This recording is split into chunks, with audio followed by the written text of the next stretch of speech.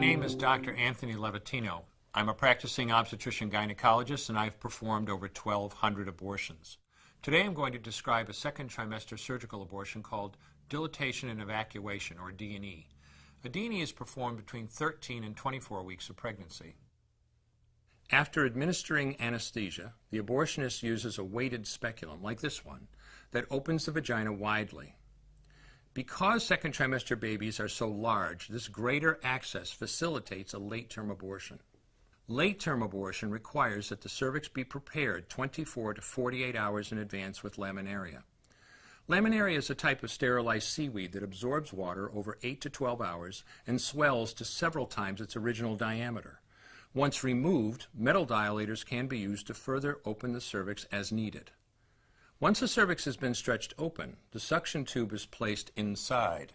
A baby at 20 weeks gestation is as big as the length of my hand, from head to rump, not counting the legs. The suction machine is turned on, and pale yellow amniotic fluid surrounding the baby is suctioned out through the catheters. With babies this big, they don't fit through catheters this size. The baby's bones and skull are too strong to be torn apart by suction alone. This is a Sofer clamp. A Sofer clamp is made of stainless steel. It's about 13 inches long. The business end is about 2.5 inches long and 1/2 inch wide, and there are rows of sharp teeth. This is a grasping instrument. When it gets a hold of something, it does not let go. The abortionist uses this clamp to grasp an arm or leg. Once he has a firm grip, the abortionist pulls hard in order to tear the limb from the baby's body. One by one, the rest of the limbs are removed, along with the intestines, the spine, and the heart and lungs.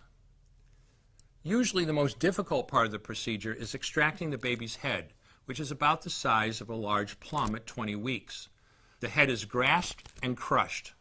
The abortionist knows he has crushed the skull when a white substance comes out of the cervix. This was the baby's brains. The abortionist then removes skull pieces. He removes the placenta and any leftover parts of the baby with a curette, scraping the lining of the uterus for any remaining tissue.